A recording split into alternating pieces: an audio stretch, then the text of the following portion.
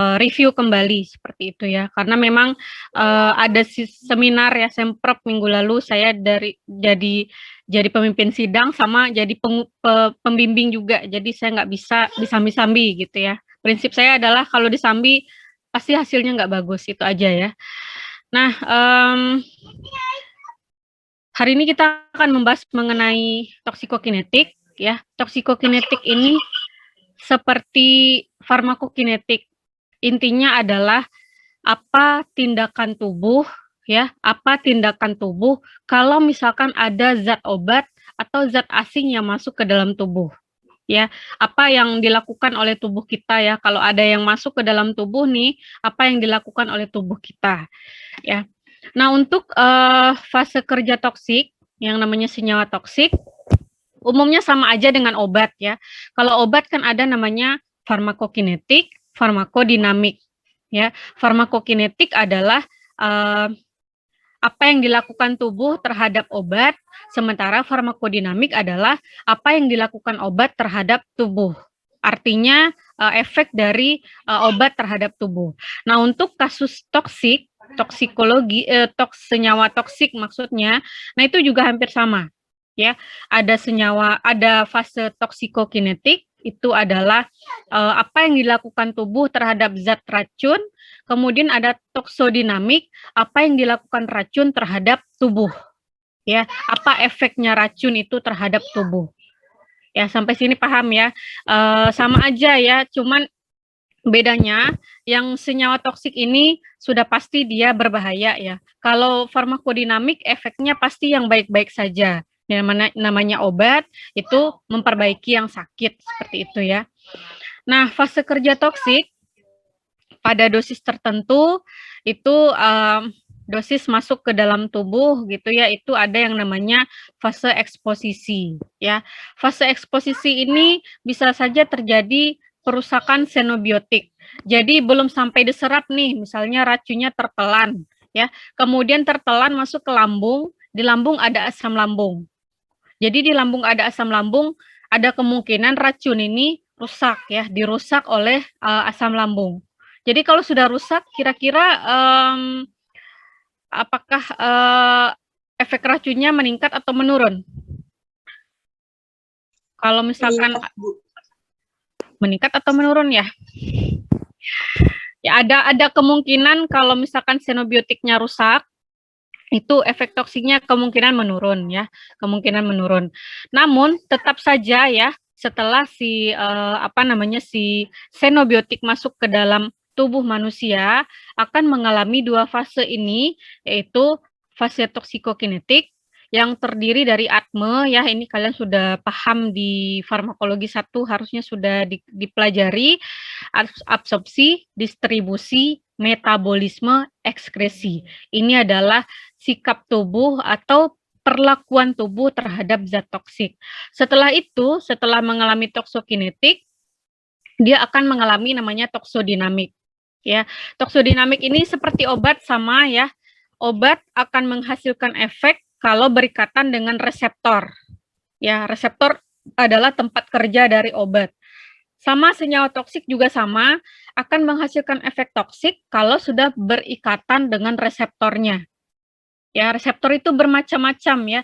Ada enzim, ya, kemudian ada hemoglobin ya, seperti itu. Itu yang tempat kerja atau reseptor dari senyawa toksik. Nah, itu baru setelah itu akan muncul namanya efek toksik. Ini sama aja ya, intinya masuk dulu, dia mengalami eksposisi, dia mau kemana nih gitu ya, apakah dia rusak dulu di asam lambung, atau dia tahan terhadap asam lambung, kemudian baru diserap ya, diabsorpsi, didistribusi, di metabolisme, di ekskresi, baru kemudian di fase toksodinamik ya, berikatan dengan reseptornya, seperti itu. Baru nanti akan muncul namanya efek toksik. Kalau pada obat ini adalah efek farmakologis ya. Itu untuk obat, untuk toksik berarti efek toksik. Nah, kalau kita gambarkan fase eksposisi ini kontak atau penggunaan, ini maksudnya adalah paparan dari zat beracun, itu masuk di fase eksposisi, kemudian bentuk dasarnya ini hancur ya, seperti tablet, misalnya tablet salut gula ya, jadi salutnya lepas dulu. Nah itu, masuk di fase eksposisi ya, zat aktifnya melarut atau kita tertelan racunnya itu, bentuknya masih tablet gitu ya, itu tablet tapi beracun, ternyata di dalamnya ada senyawa racun misalnya ya. Nah itu dia kan mengalami proses pelepasan dulu ya dari bentuk sediaannya, sehingga, baru zat racunnya itu akan, melarut dan, masuk ke, bagian absorpsi ya. Nah, kemudian masuk ke fase toksokinetik, ini deposisi, absorpsi, distribusi, biotransformasi, ekskresi. Nah, ini fase-fase yang dilakukan tubuh terhadap zat beracun ya. Ini absorpsi, kemudian pasti setelah diabsorpsi pasti didistribusi ya. Didistribusi ini maksudnya menyebar di seluruh pembuluh darah atau di seluruh jaringan tubuh. Kemudian setelah distribusi itu ada yang langsung berikatan dengan reseptor, ya distribusi panahnya ke bawah, ada yang langsung berikatan dengan reseptor, atau distribusinya ada yang deposisi. Deposisi ini maksudnya dia tersimpan dulu di suatu tempat ya, baru suatu hari dia akan melepaskan zat racunnya. Ya, setelah didistribusi, ada yang langsung berikatan dengan reseptor, memberikan efek, atau ada yang tersimpan dulu, namanya deposisi ya. Kemudian setelah didistribusi, yang ketiga bisa aja mengalami yang namanya metabolisme atau biotransformasi. Jadi setelah didistribusi belum ada efek nih gitu ya, dia mengalami namanya proses metabolisme dulu. Ternyata setelah di metabolisme, zat hasil metabolisme inilah yang beracun ternyata, namanya metabolit ya. Jadi metabolitnya yang beracun ya, bukan dari senyawa yang dari distribusi ini, senyawa mentahnya gitu ya, senyawa aslinya bukan. Ternyata yang beracun adalah metabolitnya, hasil dari biotransformasi. Ya, atau misalnya dari senyawa metabolit ini dia masuk lagi ke sistem distribusi, si metabolitnya nanti dia akan menyebabkan efek racun ya, seperti itu. Ini bolak-balik aja. Bisa dari distribusi langsung ada efeknya, atau metabolitnya yang berefek, atau misalnya dia tersimpan terlebih dahulu. Ya, kalau di slide minggu lalu itu ada si DDT ya, DDT itu obat racun serangga, itu dia pas kita terhirup misalnya itu nggak langsung ya. Jadi dia tersimpan dulu, kemudian baru beberapa saat ada efek racunnya. Kemudian setelah distribusi bisa saja langsung diekskresikan. Ada juga yang langsung diekskresikan karena memang toksisitasnya rendah misalnya ya, seperti itu. Nah, kemudian masuk ke fase ketiga yaitu toksodinamik. Nah, ini efek farmakologis ya. Kalau di bahasa toksik ini efek toksikologis gitu ya. Efek toksikologis. Ada efek toksikologisnya yang tinggi ya. Ada juga efek toksikologisnya yang rendah. Gitu ya. Jadi sama aja pada fase toksodinamik yang mau dilihatkan di sini adalah itu terjadi pada saat toksik berikatan dengan reseptor.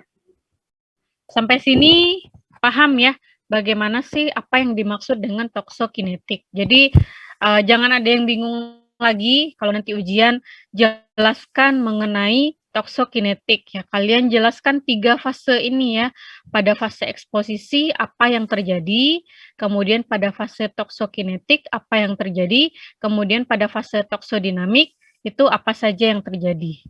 Ya, terus kenapa bisa muncul efek toksik? Ya karena ada ikatan antara toksik dengan reseptor ya. Reseptornya itu bermacam-macam. Apakah reseptor obat dan reseptor senyawa toksik sama? Ada yang sama, ada yang berbeda. Tergantung zat toksiknya tadi. Ya. Nah, kalau obat kan umumnya efek toksiknya itu di hormon misalnya ya, atau neurotransmitter, asetilkolin seperti itu ya. Nah, untuk beberapa senyawa toksik ada juga yang bekerjanya di asetilkolin. Contohnya apa? Senyawa racun curare ya. Senyawa racun curare ini adalah pelumpuh saraf. Jadi dia mengikat mengikat neurotransmitter asetilkolin juga. Ya, jadi ada yang sama tempat kerjanya dengan obat, ada yang berbeda. Cuma efeknya sebaliknya seperti itu ya. Dengan obat dia pasti efeknya sebaliknya tidak diinginkan. Nah, toksikokinetik adalah ilmu yang mempelajari kinetika zat toksik. Kinetika ini pergerakan zat toksik di dalam tubuh atau pengaruh tubuh terhadap zat toksik ya. Terdiri atas sederetan proses yang sering disingkat dengan ATME, absorpsi, distribusi, metabolisme, dan ekskresi. Nah, ini proses-proses dari toksikokinetik ya. Nah, penentu utama dari ketoksikan ini apa sih?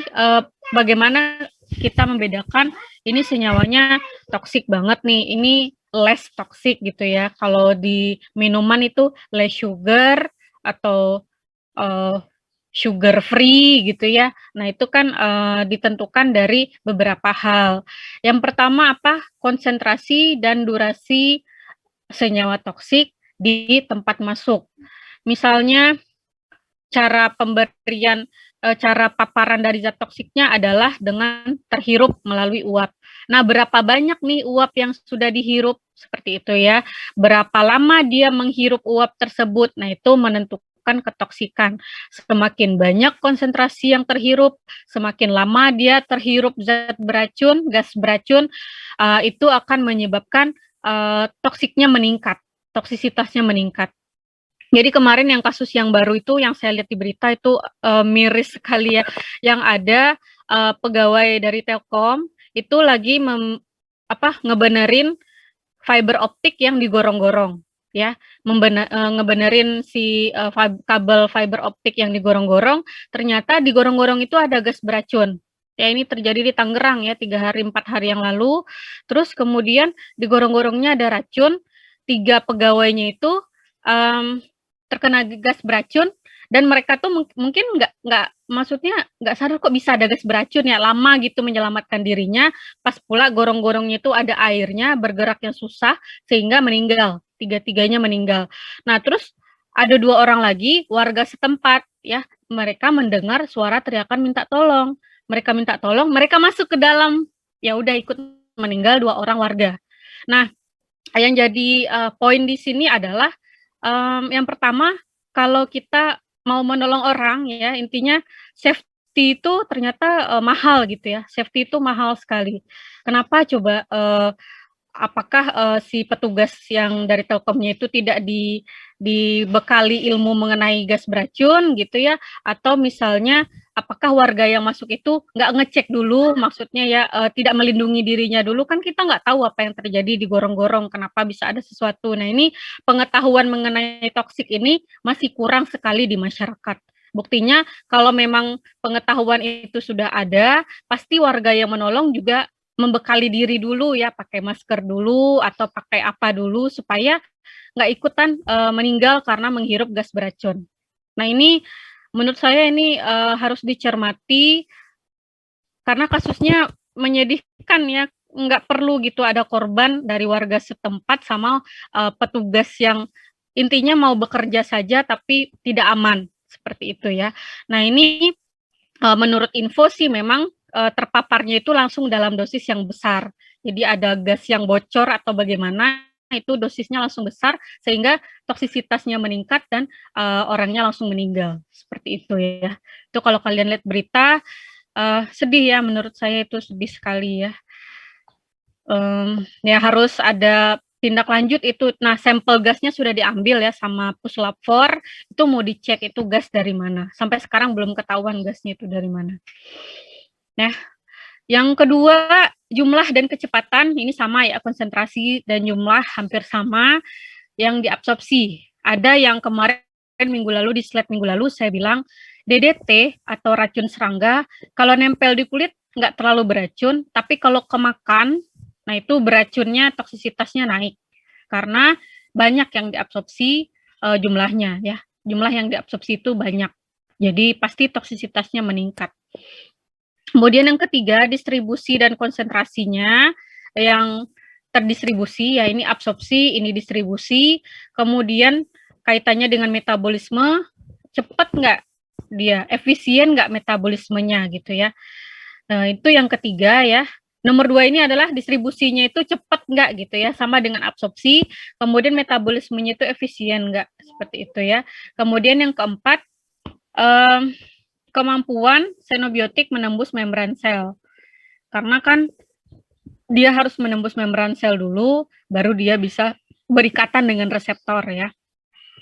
Kemudian berapa lama xenobiotik tersimpan dalam tubuh? Ada yang penanganannya lama ya, yang kayak digorong-gorong itu lama. Jadi yang terakhir itu, 2 pegawai yang meninggal itu, yang 2 terakhir itu ditemukannya sudah malam.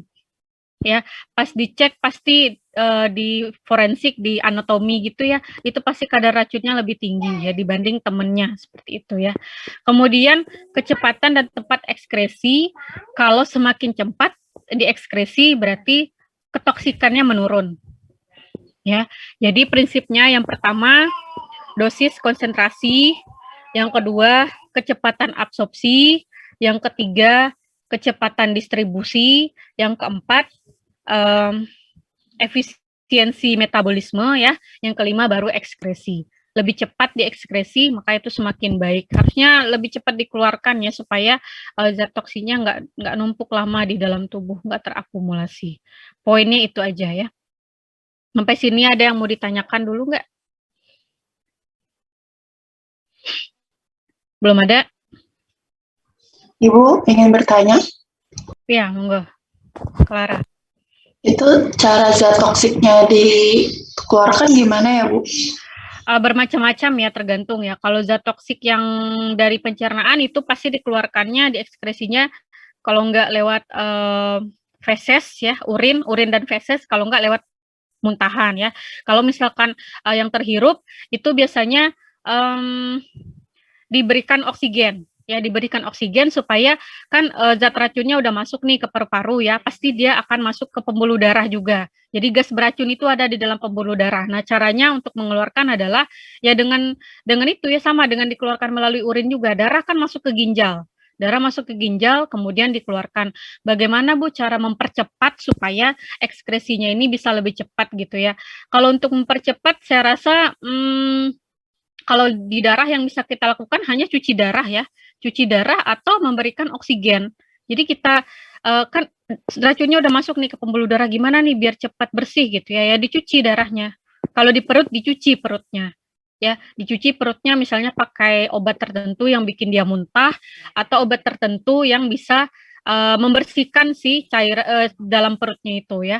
Ada ya alatnya bisa dibikin muntah atau emang dibilas perutnya, memang dikosongin perutnya ya. Untuk orang sebelum operasi kan kayak gitu ya, pakai enema gitu ya. Jadi dicuci perutnya. Kalau yang sudah gasnya ada di dalam darah, biasanya ya dicuci darahnya seperti itu. Jadi benar-benar dicuci kayak orang hemodialisa itu ya. Nah, itu dicuci, dikeluarkan gas beracunnya, kemudian sambil diberikan oksigen yang cukup ya supaya proses ekskresi ini cepat bisa dilakukan. Terus kalau misalkan gas beracunnya apalagi sih yang diinjeksikan. Nah, ini yang agak susah ya. Kalau diinjeksikan, kan saya sudah bilang injeksi itu 18 detik masuk ke pembuluh darah. Cara untuk ekskresinya, cara untuk detoksnya pasti lebih susah ya. Kita harapkan cuma cara gimana biar cepat keluar itu si gas beracunnya. Ya, tapi namanya efeknya cepat ya, kita nggak bisa berharap banyak juga kalau zat itu akan bersih sekali, nggak mungkin langsung bersih ya. Pasti sudah nyebar dulu kemana-mana. Seperti itu ya, pasti udah nyebar. Tapi ya caranya itu ya, dengan cara cuci darah atau dengan cara cuci perut. Ya, itu cara detox. Kemudian ada juga beberapa pemberian zat detox. Tujuannya apa sih zat detox ini? Untuk menyerap zat racun yang sudah masuk ke dalam tubuh. Nah, itu yang cara yang ketiga ya, diberikan detoxnya.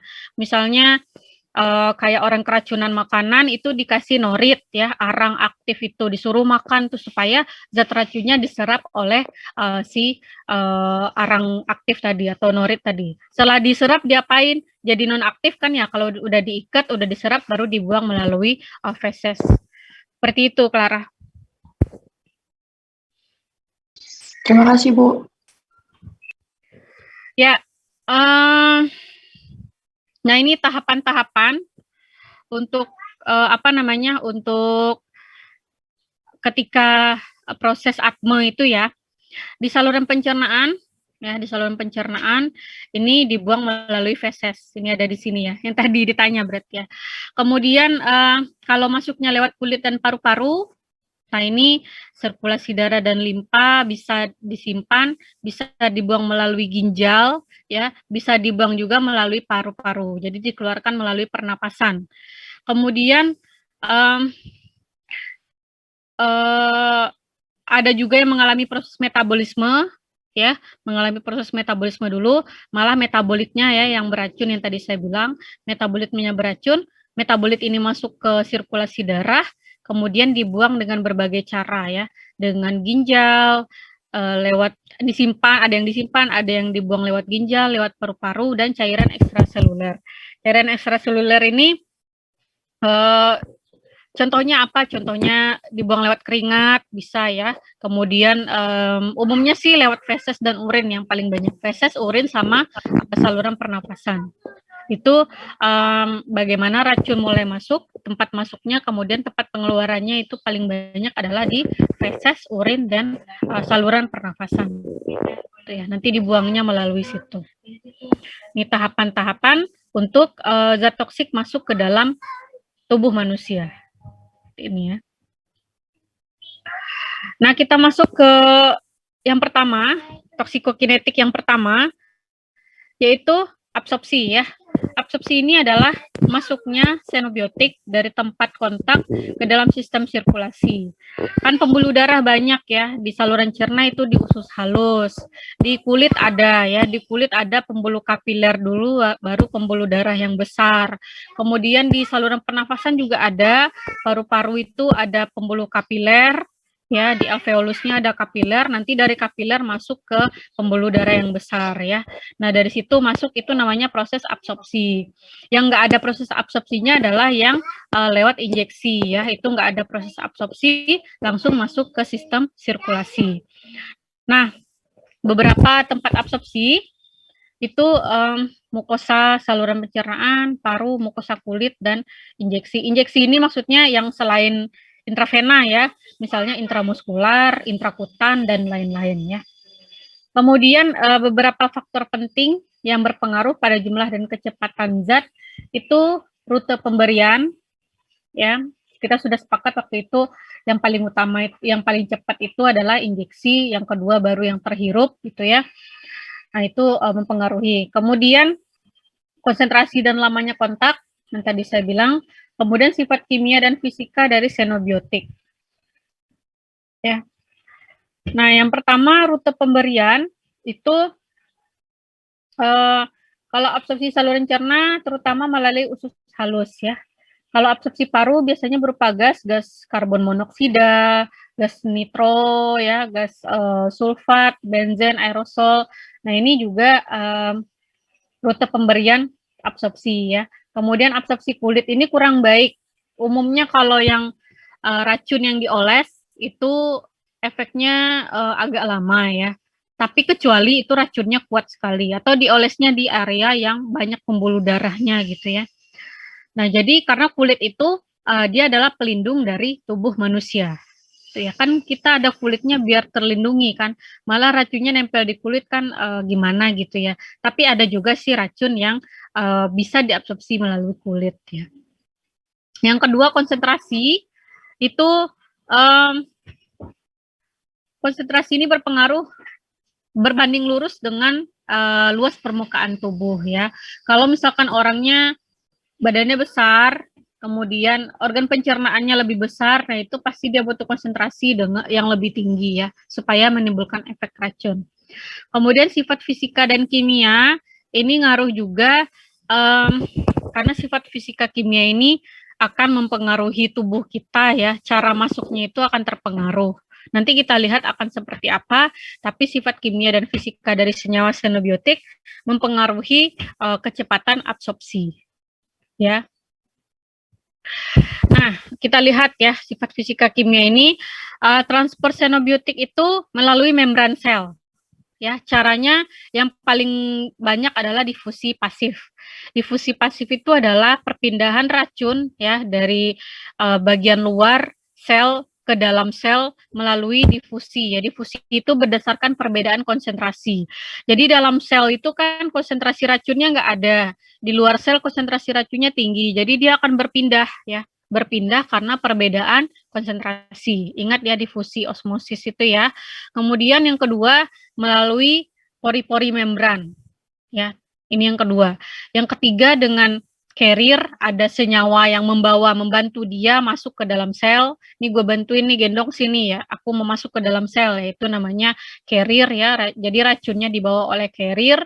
Kemudian yang keempat itu pencaplokan oleh sel atau namanya pinositosis. Jadi si selnya makanin senyawa racunnya. Ya, malah selnya yang makanin ya, karena sel mikir ini senyawa apa ya harus saya buang nih gitu, dimakan sama dia, nggak taunya itu adalah racun.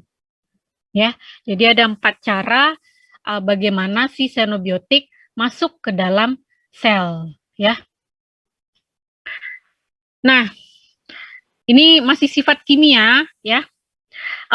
Bagaimana sih proses difusi pasif itu bisa dipermudah gitu ya. Kan tadi difusi pasif itu berdasarkan perbedaan konsentrasi ya. Konsentrasi yang berbeda membuat senyawa toksik masuk ke dalam sel melalui membran. Nah, bagaimana caranya supaya proses perpindahan ini berlangsung lebih mudah ya? Gimana caranya? Yang pertama, zat toksiknya harus larut lemak ya, relatif larut lemak. Yang kedua, ukuran partikelnya kecil. Jadi kita bayangkan membran kita itu adalah suatu kain gitu ya, kain tapi lubang-lubangnya itu kecil-kecil. Jadi kalau ukuran partikelnya kecil, berarti si senyawa toksik bisa dengan mudah masuk ke dalam menembus membran sel. Ya, yang pertama larut lemak, yang kedua ukuran partikelnya kecil, yang ketiga, nah ini ya, ini prinsip dari farmakokinetik, umumnya senyawa yang mudah berdifusi pasif adalah yang tidak terionisasi. Karena apa? Senyawa yang tidak terionisasi ini lebih mudah menembus senyawa yang ada lemaknya atau organ sel yang ada lemaknya, lebih mudah menembus lemak seperti itu ya. Jadi catat ya, senyawa yang tidak terionisasi itu lebih mudah mengalami difusi pasif. Ya, jadi kita pengennya kalau bisa senyawa itu terion ya. Kalau dia terion, dia larut air sehingga mudah dibuang. Tapi kalau dia tidak terion, umumnya dia larut lemak sehingga dia susah untuk dibuang. Sampai sini paham nggak maksudnya? Jadi tadi ada cara si xenobiotik untuk masuk membran itu kan ada 4 ya. Difusi, pori, kemudian yang ketiga dengan pinositosis ya. Ya. Oh ya, yang ketiga dengan pinositosis, yang keempat dengan carrier ya, dengan pembawa. Nah, kita fokus ke difusi pasif ya. Difusi pasif adalah perpindahan zat racun ke dalam sel melalui membran dengan perbedaan konsentrasi. Nah, terus gimana? Adakah faktor-faktor yang menyebabkan difusi pasif ini jadi lebih mudah? Gitu ya. Yang pertama, kalau senyawa toksiknya itu larut lemak, difusi pasifnya akan lebih mudah. Kemudian ukuran partikelnya kecil, zat toksiknya lebih mudah masuk ke dalam sel ya.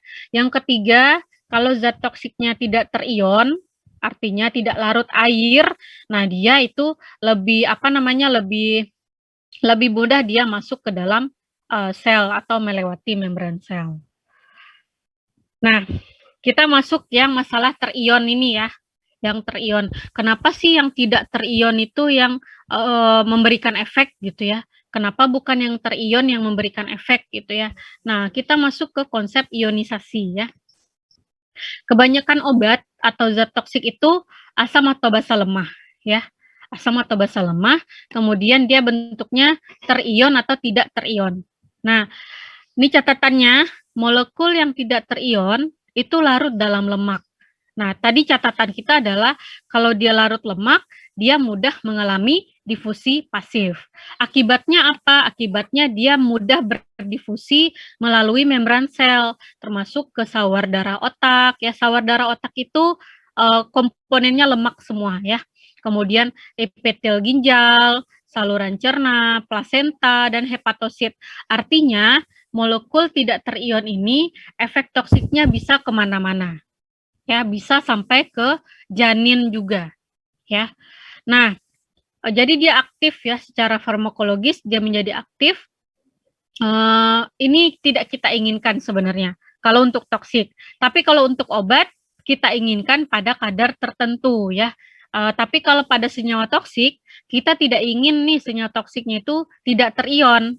Kalau maunya terion semua supaya kalau terion itu dia lebih larut air ya sehingga dia nggak mudah masuk ke dalam sel dan bisa cepat dibuang.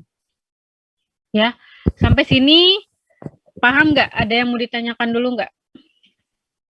Ibu izin bertanya. Ya, silakan.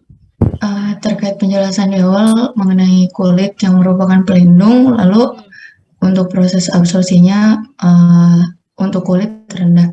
Nah, pertanyaannya, jika misalnya kita mengoleskan salah satu lotion gitu, dia pasti sudah teruji secara klinis dan sudah memiliki izin edarnya. Namun bagi beberapa orang itu memberikan efek misalnya ruam, kemerahan, dan lain-lain. Apakah itu tandanya bisa dikategorikan alergi, tapi apakah itu bisa dibilang ada salah satu zat yang dianggap racun oleh tubuhnya atau bagaimana ya Bu? Terima kasih Bu.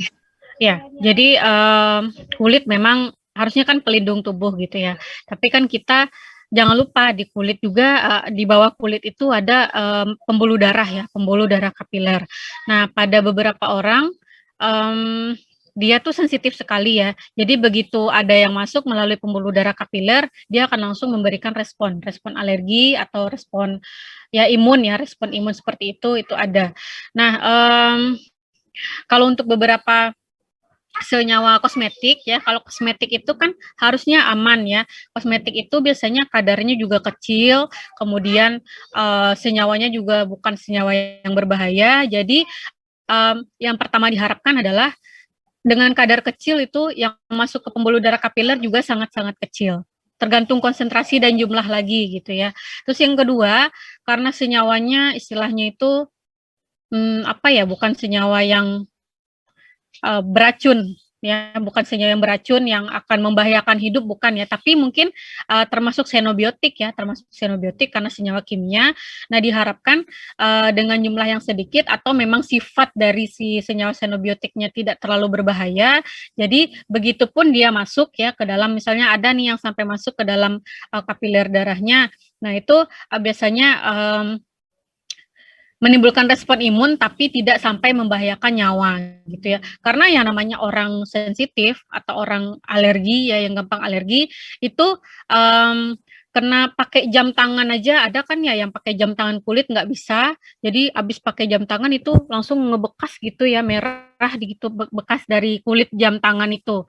Ada juga yang seperti itu. Terus gimana ya kan kita apakah kulit dari kulit tali jam itu masuk ke pembuluh darahnya kan enggak ya. Karena reaksi alergi bukan cuma dari dalam ya, tapi dari di kulit juga ada seperti itu. Ada yang namanya pelepasan senyawa senyawa histamin seperti itu ya. Itu juga ada di permukaan kulit. Ya, jadi histamin bukan cuma dari dalam pembuluh darah gitu ya, tapi di kulit kita juga bisa menimbulkan reaksi alergi karena memang ada senyawa alerginya juga yang ada di kulit. Ya kalau untuk orang alergi memang harus konsul ya, misalnya harusnya pakainya yang mahal itu Sebamed ya, atau misalnya yang Cetaphil gitu kan ya, supaya alerginya berkurang. Karena memang kosmetik itu umumnya pakai senyawa kimia. Kimia itu kan xenobiotik semua, nggak semua orang bisa tahan terhadap senyawa kimia. Apalagi sudah nempel di kulit, masuk ke pembuluh darah misalnya ya, nah itu ada reaksi-reaksi yang tidak diinginkan. Ya sarannya begitu aja, kalau misalkan alergi, lihat-lihat dulu lotionnya seperti apa. Kalau body lotion nggak mungkin ada yang alergi body lotion, mungkin ganti bentuknya ya. Kalau dulu anak saya sempat alergi minyak telon yang biasa, yang cair, akhirnya ganti minyak telonnya yang krim. Itu mendingan gitu ya misalnya. Jadi bentuk sediaannya aja mungkin yang diganti. Jadi kita ganti di fase eksposisi gitu ya, supaya pelepasan dari zat aktif atau zat racunnya ini bisa kita perkecil kemungkinannya seperti itu. Bisa ganti bentuk sediaan. Ya karena kalau yang namanya alergi, apa ya, pakai lotion juga bisa aja gatel. Ya, kulit memang pelindung kita, tapi di kulit juga ada senyawa-senyawa yang sebagai respon alergi itu ada, gitu. Ya, siapa yang alergi emangnya, Ratna? Kamu alergi? Enggak? Adik saya, Bu. Oh iya, Iya. udah berapa umurnya? Harusnya semakin besar usianya, itu alerginya berkurang ya. Emang alergi apa? Yang protein gitu, kacang gitu ya? Nggak juga sih, Bu. Jadi timbul sakit atau alerginya itu apa usia 17 tahun gitu kira-kira. Udah coba kan, kebetulan di sekitar rumah apoteknya tuh sungguh keras ya. Dia kalau misalkan kita konsul itu dia ngasihnya obat keras gitu, Bu. Terus Oh, ya nyoba. biar biar dianggap cespleng kali ya, biar namanya Iya, baik. terus kata keluarga juga ngomong kalau di kampung emang orang-orang tuh maunya yang cepat sembuh, makanya Iya. kalau datang ke apotek dikasihnya obat keras Dihajar semua. sih, ya, ya, ya. Ya, Gitu. sebenarnya kan penanganan alergi itu kalau yang paling dasar kan hindari dulu alergennya ya, itu yang pertama. Kemudian yang kedua, kalau masih alergi, biasanya yang kortikosteroid itu kan kalau pemakaian jangka panjang takut-takut juga ya.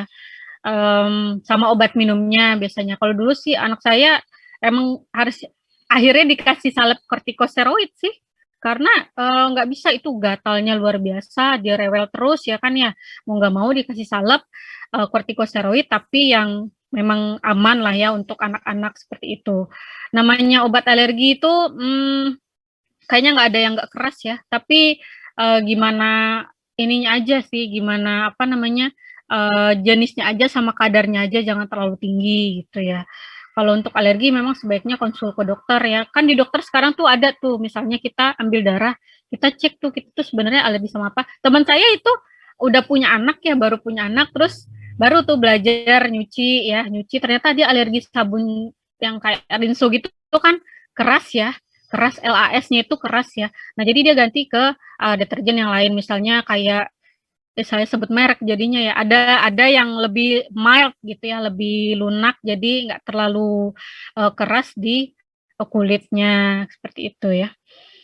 Ya, terus sekarang adiknya gimana? Berobat terus apa gimana? Udah membaik, kemarin coba dari apa ya, The Body Buds kalau nggak salah. Cukup pricey juga, cuma worth it sih, Bu. Ya, intinya sih semakin mahal itu semakin aman katanya gitu ya. Mau nggak mau ya harus untuk uji keamanan kan dia butuh duit ya, ngecek ke hewannya gitu. Jadi mau nggak mau harus mahal. Ya anak saya juga sama jadinya akhirnya pakai Cetaphil yang ya Allah nangis gitu ya belinya. Tapi ya daripada gatel, deterjennya juga beda, dia deterjen baju, dari baju juga bisa gatel gitu ya. Dia pakai baju deterjennya sama kita orang dewasa gatel. Langsunglah ganti lagi, ampun. Jadi ya itulah orang alergi itu kelebihannya adalah ya itu kelebihan pengeluaran jadinya gitu kan ya. Ya alhamdulillah segala sesuatu harus disyukuri itu aja. Ya itu melalui kulit memang kurang tapi ada aja ya tetap ada ya bagi beberapa orang yang sensitif. Solusinya kalau dari saya hindari kalau bisa cari yang lebih aman seperti itu ya. Ada yang lebih aman dengan harga price yang lebih tapi setidaknya kita nggak stres sakit ya. Sakit itu stres, bener-bener stres ya. Oke, terima kasih Ratna. Ini menyegarkan ya mungkin bagi yang masih ini tadi ya. Nah, kita lanjut ya. Untuk ini paham semua masalah terion ini di dalam tubuh manusia. Ini terion ini lebih ke sel yang ada membran selnya seperti itu ya. Nah ini yang jangan dilupakan adalah yang tidak terionkan ini adalah yang diabsorpsi lebih banyak ya, yang memberikan efek.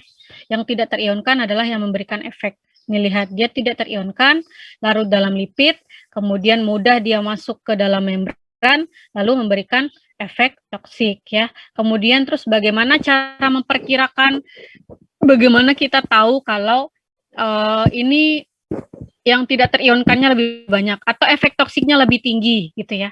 Atau efek toksiknya lebih tinggi, gimana kita memperkirakan? Kita pakai yang namanya derajat ionisasi ya, pKa sama pH yang log ini ya. Nah, kita masuk ke sini. Ini memang agak farmakokinetik ya, tapi semoga bisa mendengarkan ya. Derajat ionisasi itu merupakan fungsi dari konstanta. Derajat ionisasi ini digunakan untuk apa? Memperkirakan ketoksikan suatu zat beracun. Ya, kita mau memperkirakan nih seberapa toksik ini senyawa A gitu ya. Nah, itu kita lihat dari derajat ionisasi. Derajat ionisasi ini adalah perbandingan pKa dan pH ya. Nah, poinnya adalah ketika pKa dan pH itu identik, misalnya sama-sama asam, sama-sama pH-nya kecil, berarti senyawa yang terionisasi itu 50%. Misalnya senyawanya 100 yang masuk ke tubuh, 50%-nya itu terionisasi. Berarti setengahnya tidak terionkan. Artinya efek toksinya akan kita dapatkan 50% dari senyawa yang tidak terion tadi. Ya.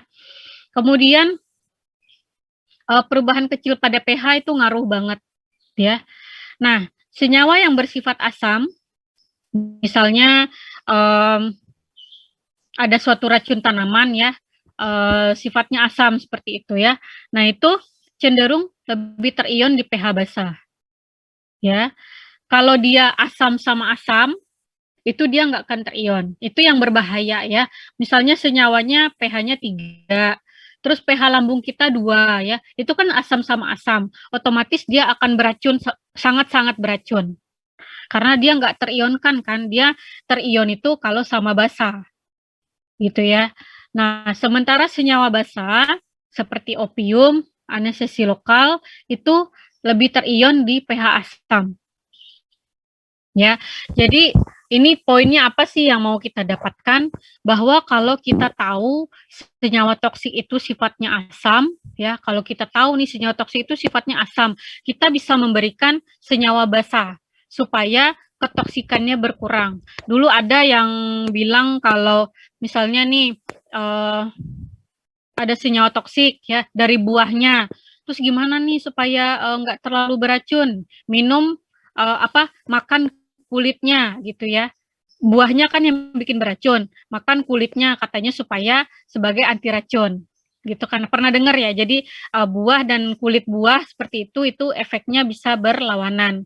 Nah, yang lebih tepat adalah kalau senyawa beracunnya asam, kita berikan pasien tersebut sesuatu yang bersifat basal supaya senyawa beracunnya bisa larut lalu dibuang, bisa terion lalu dibuang. Ya, atau senyawa beracunnya sifatnya basah. Nah, kalau sifatnya basah, berarti kita berikan sesuatu yang asam supaya si zat beracun itu terion lalu bisa dibuang. Ya, ini sebagai contoh ini ada di sini ya. Sebagai contoh asam salisilat ya, misalnya asam salisilat ini beracun ya, misalnya ya. pKa-nya itu atau konstanta disosiasinya 3. Ya. Kemudian pH lambung itu 1,2 misalnya. Nah, ini kan asam sama asam ya. Berarti di lambung si asam salisilat itu akan banyak yang tidak terionkan. Artinya di dalam lambung akan banyak senyawa toksik itu terbentuk. Seperti itu ya. Akan banyak senyawa toksik itu terbentuk di dalam lambung. Nah, lalu bagaimana solusinya? Kita berikan suatu obat atau cairan yang basah ya, supaya si asam salisilat itu pH-nya jadi dalam suasana basah dia jadi terionkan. Kalau terionkan dia mudah larut sehingga bisa dibuang. Intinya zat toksik itu kita nggak boleh kandungan tidak terionnya itu sangat banyak. Terus gimana kita tahu nggak terionkannya itu banyak atau sedikit? Dari nilai pKa-nya itu ya. pKa-nya itu asam atau basa. Kalau dia pKa-nya asam, berarti dia harus kita tambahkan senyawa basa supaya dia bisa terion ya. Atau senyawanya basa, kita berikan asam supaya asamnya itu terurai ya, jadi nggak jadi beracun. Senyawa itu nggak jadi beracun, langsung dibuang melalui proses eliminasi. Itu ya. Jadi nanti kalau di ujian keluar misalnya ya, suatu senyawa memiliki pH 6 misalnya ya, terus di pH asam lambung kan 1 sampai 2 misalnya. Kemudian pH plasma itu 7,4. Kira-kira dia lebih banyak terion di mana? Lebih banyak terion di lambung atau lebih banyak terion di plasma? Nah, itu kalian lihat dari pH-nya mana. Kalau pH-nya itu 6, 7 gitu ya, atau 8 misalnya, kan itu dia basa ya. Berarti dia di lambung itu larut. Dia terion di lambung. Ya, jadi kalau dia terion di lambung, kemungkinan ya lebih aman seperti itu ya. Gitu. Ada yang mau ditanyakan nggak mengenai efek ionisasi? Ya, kita tadi bercerita yang ini panjang ceritanya ya. Yang masalah tidak terionisasi ini cukup panjang ceritanya, sampai proses ionisasi, sampai PKA gitu ya. Nah, ini masih berkaitan dengan kemampuan zat toksik menembus membran sel. Terus, apakah pH semakin tinggi itu dia semakin beracun? Ya tergantung tadi saya bilang ya, kalau pH semakin tinggi itu berarti di beberapa tempat tertentu yang juga asam, dia lebih toksik, seperti itu ya. Ada yang mau ditanyakan nggak terkait absorpsi dulu? Belum ada? Oke, kita lanjut ke distribusi. Distribusi ini adalah perpindahan xenobiotik dari sistem sirkulasi ke bagian lain. Jadi dia udah berenang-renang nih di pembuluh darah ya, udah mengalir gitu ya. Terus apakah dia terus-terusan di pembuluh darah? Enggak ya, dia nyimpen dulu ke jaringan. Dia pergi dulu ke bagian yang lain, ke jaringan yang lain. Contohnya apa? Contohnya protein plasma, liver, ginjal ya, kemudian lemak, maaf, jadi ke sini. Liver, ginjal, lemak, sama tulang ya. Jadi dia akan tersimpan di bagian ini. Makanya liver sama ginjal itu cepat rusak ya kalau terpapar zat toksik. Yang harus diwaspadai pertama, yang dicek pertama adalah liver sama ginjalnya. Ya. Apa yang menentukan kecepatan distribusi? Distribusi itu ditentukan kecepatannya dari perbedaan konsentrasi. Ya, kemudian bobot molekul, perbedaan konsentrasi ini adalah semakin tinggi konsentrasi di luar sel, itu dia akan cepat menyebar ya. Semakin tinggi konsentrasi dalam pembuluh darah, dia akan cepat menyebar masuk ke dalam sel.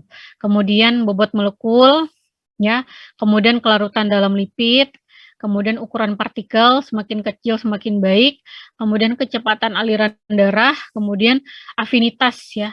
Afinitas ini kemampuan menempel si xenobiotik di jaringan.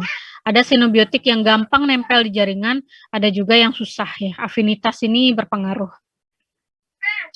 Kemudian yang ketiga ini adalah metabolisme ya.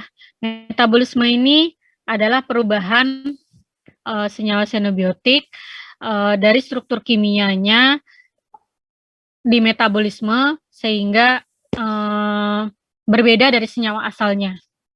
Ya, jadi siapa yang melakukan biotransformasi atau metabolisme umumnya adalah enzim tertentu ya, enzim umumnya. Jadi si senyawa aslinya bentuknya AB, begitu di metabolisme jadi BA gitu ya, atau jadi BC ya. Berubah dari senyawa aslinya dilihat dari struktur kimia. Kenapa dilakukan ini?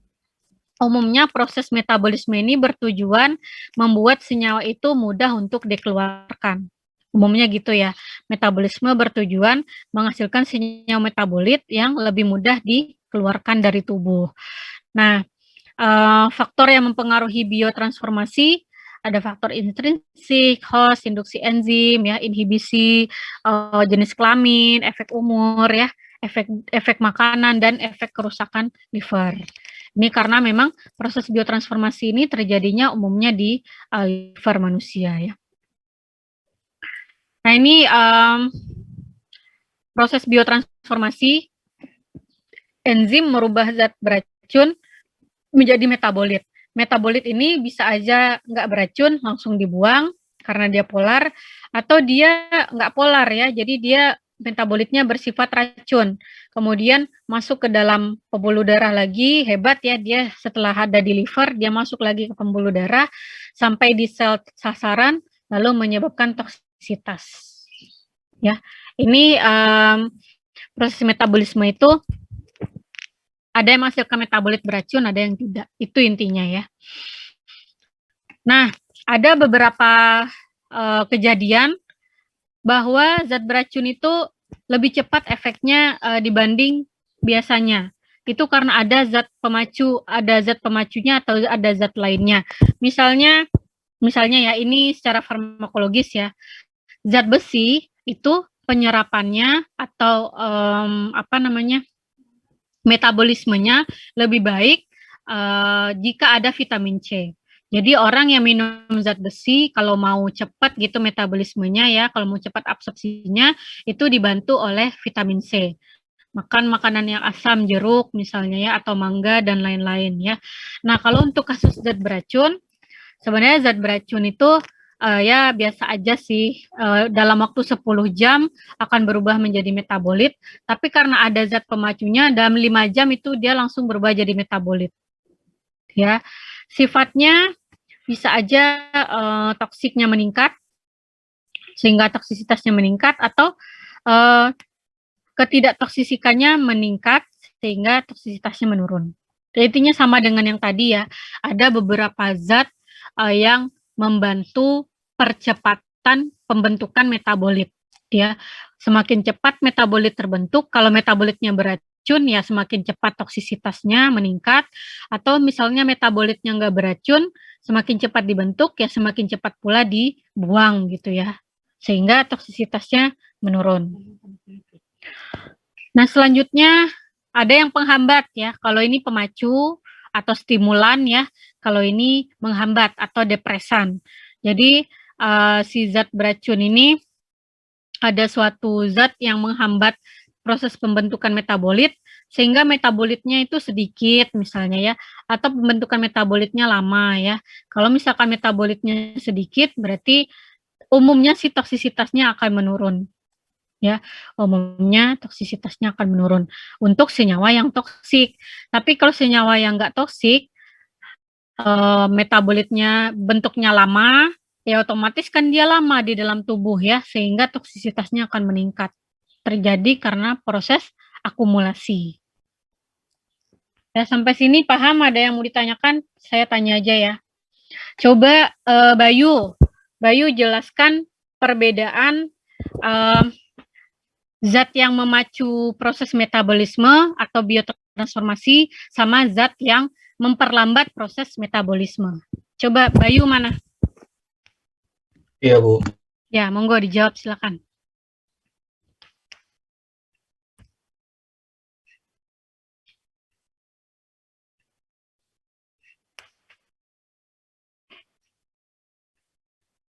Kan tadi saya jelaskan, ya, ada dua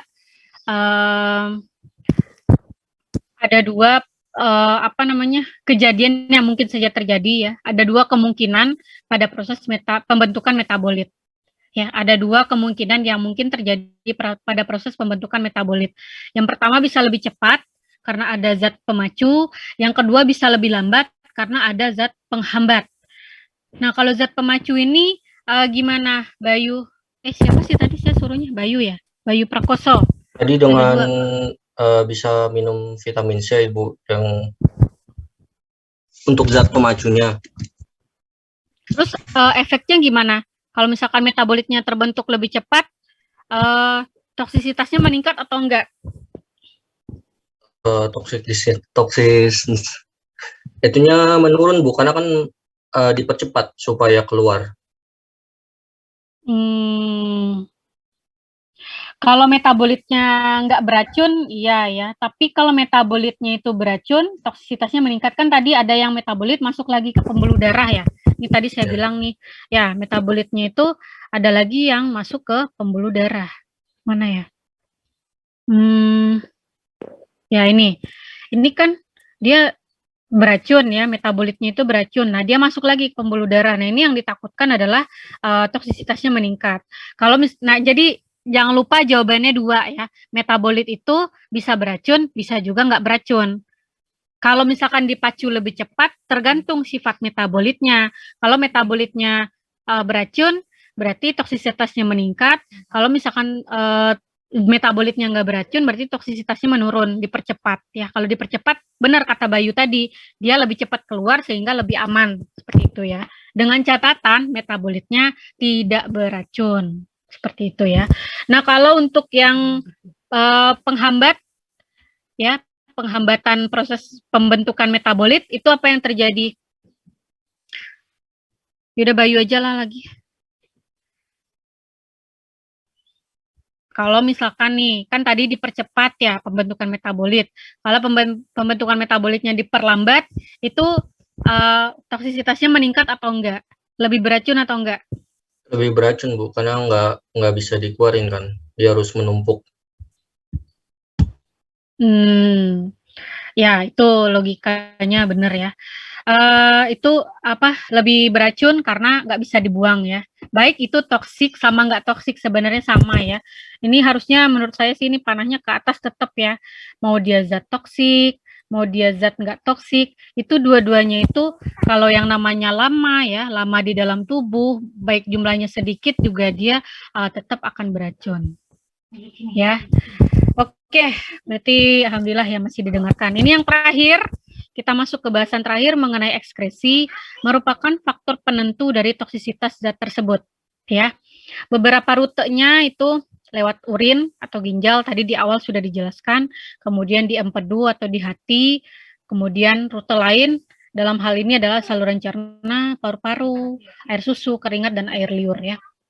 Jadi ada beberapa makanya ibu hamil ibu menyusui nggak boleh minum sembarang obat. Ternyata obatnya dibuang melalui air susu, diminum sama anaknya, atau dibuang melalui plasenta itu diterima oleh si janinnya, yaitu berbahaya ya. Ini ada beberapa ekskresi dari beberapa tempat ya. Contoh racun-racun yang diekskresi di beberapa tempat. Yang dikeluarkan melalui urin itu kromium merkuri. Yang ditakutkan adalah ginjalnya. Ini kasihan ginjalnya ya. Kalau dalam dosis yang besar bisa rusak gagal ginjal. Kemudian yang kedua empedu, arsen, merkuri, timbal. Yang ditakutkan adalah kerusakan hati ya. Kemudian ekskresi paru ini adalah gas beracun, cairan beracun ya yang kehirup ya. Minyak atsiri termasuk di sini ya. Minyak atsiri, ada minyak atsiri dari tanaman tertentu, itu kan minyak atsiri kan berguna sebenarnya ya, tapi ada yang beracun juga, nah ini dikeluarkan melalui paru. Kemudian saluran cerna, ini untuk racun-racun yang tertelan ya, umumnya dikeluarkan melalui saluran cerna ya, misalnya tanaman tertentu, ikan yang beracun ya, atau jamur yang beracun, nah itu dikeluarkan melalui feses. Kemudian yang melalui air susu, itu DDT, racun serangga juga dikeluarkan melalui air susu ya. Kemudian keringat ini umumnya semua senyawa logam itu dikeluarkan melalui keringat. Ya, selain di ginjal dia juga keluar melalui keringat ya. Kemudian dari air liur itu merkuri, makanya kalau orang keracunan raksa gitu ya, atau ada yang namanya keracunan sianida, itu dari mulutnya, dari ludahnya kita bisa cek itu baunya khas, kemudian di air liurnya itu terdapat logam raksa atau sianida. Ya, ada senyawa sianida di situ. Kemudian yang diekskresi melalui rambut contohnya arsenik ya. Arsenik juga ada di rambut. Jadi kalau mau tahu misalnya diracunnya itu udah dari 3 bulan yang lalu terus tiba-tiba meninggal. Kalau mau tahu ya riwayat dia 3 bulan terakhir, cek aja rambutnya, kayak narkoba aja. Narkoba juga gitu kan ya, 3 bulan terakhir ketahuan nih riwayat pemakaian narkobanya. Sama untuk arsen, senyawa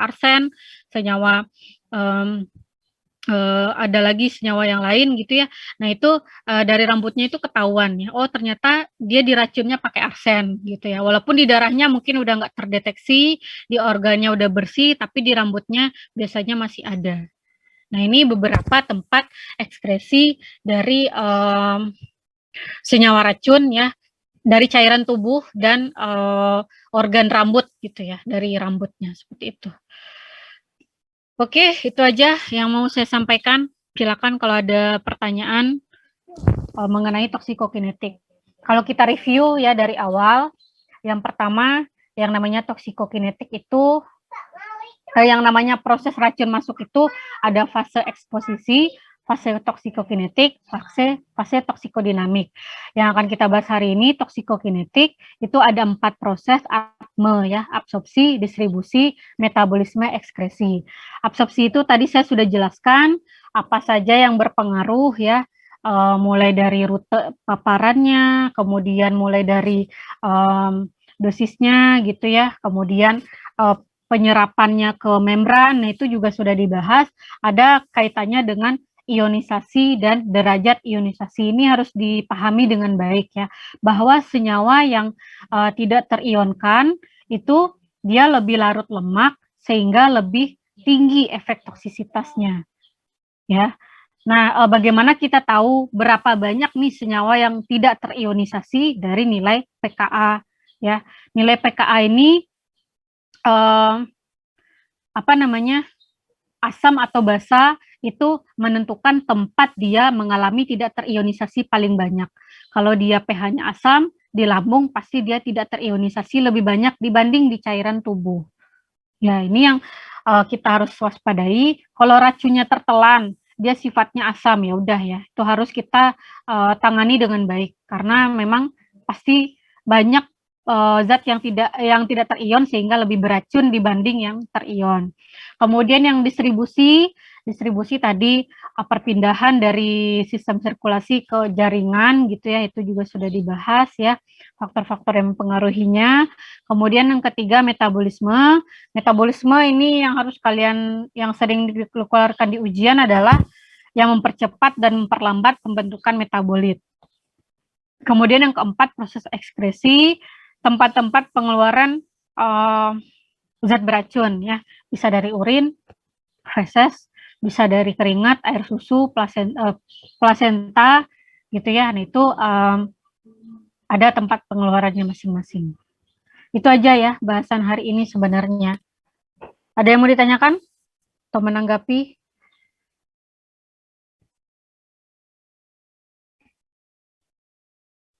Nggak ada? Oke, kalau nggak ada